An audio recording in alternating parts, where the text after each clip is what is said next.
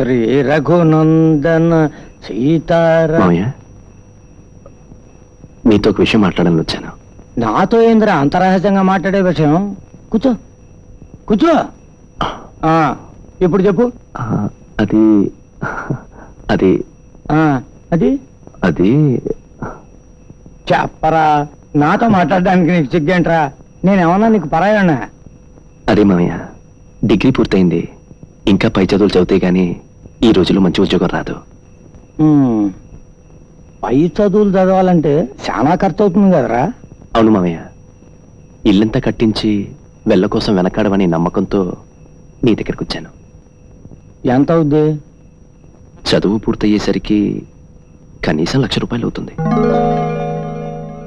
రెక్కల కష్టం మీద బతికేవాడిని గాని లక్షలు సాయం చేసే స్తోమత నాకు లేదురా.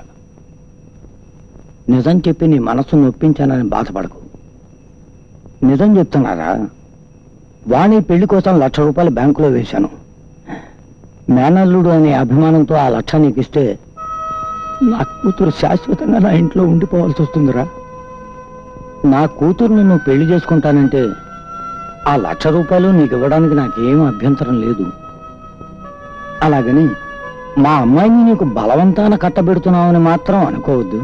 నీ చెల్లెలు చచ్చిపోయిందని నన్ను పరాయివాడిగా చూస్తున్నావు మామయ్య.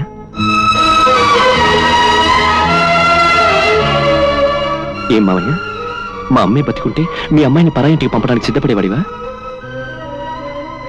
ఇంతకాలం ఈ విషయం ఎలా అడగాలో తెలియక ఊరుకున్నాను. ఇప్పుడు మనసు విప్పి నా మనసులో ఉన్న మాట చెప్తున్నాను. వాణిని నే పెళ్లి చేసుకుంటాను. చాలా సంతోషం రా. రేపే ఆ 1,00,000 రూపాయలు నీకు ఇస్తాను. ముందు నీ చదువు పూర్తి చేసుకుని రా, ఆ తర్వాత పెళ్లి చేసుకుందువు గాని. ఏమండి, ఆగండి. మీ మాట కడ్డుస్తున్నానని మరోలా భావించకండి. చూడు బాబు, ఈ 1,00,000 రూపాయలు నీకు అప్పుగాను అభిమానంతోనూ ఇవ్వడానికి మేము సిద్ధంగా లేవు. కట్నంగానే ఇస్తున్నాం. నువ్వు పెళ్లి చేసుకోకుండా బయటికి వెళితే పరిస్థితులు ఎలా మారతాయో ఎవ్వరూ చెప్పలేరు. జానకి, నన్ను చెప్పనివ్వండి.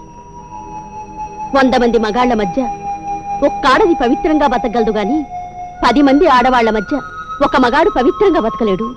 ఇది శీతకాలం నుండి చరిత్ర చెబుతున్న సత్యం. కనుక మా అమ్మాయి మెళ్ళో 3 ముళ్ళు వేసి మా అల్లుడుగానే బయటికి వెళ్ళి బాబు. మీ ఇష్ట ప్రకారమే కానివ్వండి అత్తయ్య. మాంగళ్యధారణ